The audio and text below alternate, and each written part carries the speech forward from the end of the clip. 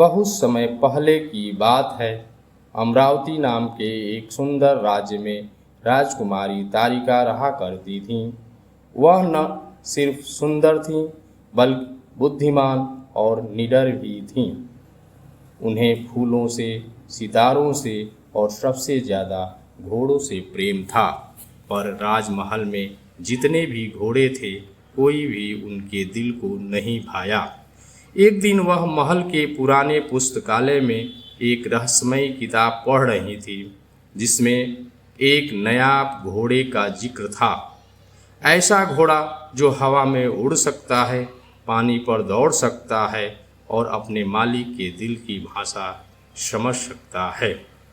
तारिका ने ठान लिया, मैं इस नायाब घोड़े को खोजूंगी। तारिका को एक सपना आता है जिसमें एक सुनहरी झील दिखाई देती है और एक बूढ़ा साधु कहता है, सच्चे दिल से बुलाओ, नायाब घोड़ा स्वयं आएगा। सुबह होते ही राजकुमारी ने झील की खोज शुरू की। 3 दिन बाद वह एक पहाड़ी पर पहुंची, जहां वही झील थी, सुनहरी, चमकदार और रहस्यमयी। झील के किनारे बैठकर उन्होंने अपनी आंखें बंद की और मन से पुकारा, अगर तू सच है तो मेरे पास आओ नायाब घोड़े। कुछ पल शांति छाई रही, फिर झील की सतह पर हलचल हुई।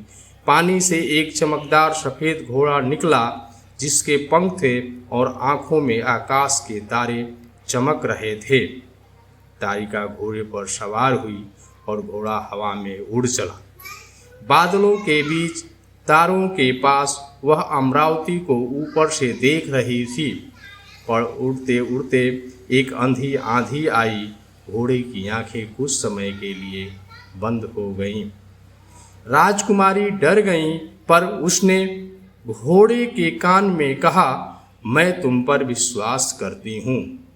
और घोड़े ने उड़ान को संभाल लिया। दोनों सुरक्षित नीचे आ गए। एक दिन अमरावती पर शत्रुराज ने हमला कर दिया। राजकुमारी ने नायाब घोड़े पर चढ़कर शत्रुओं की सेना के ऊपर से उड़ान भरी और उनके शिविर में जादुई नींद का फूल गिरा दिया, जिससे पूरी सेना सो गई।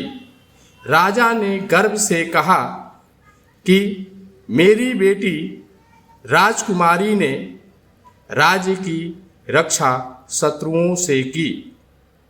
राजकुमारी ने उस घोड़े को स्वप्न प्रहरी नाम दिया और वे दोनों हमेशा साथ रहे। वे हर सप्ताह नई जगहों की सैर करते, दुखी लोगों की मदद करते और नन्हे बच्चे को जादुई उड़ानें कराते। राज्य में एक कहावत बन गई, जहाँ तारिका और स्वप्न प्रहरी हैं, वहाँ कोई डर नहीं। अगर आपको यह कहानी अच्छी लगी हो, प्लीज़ लाइक करें, कमेंट करें और शेयर करें।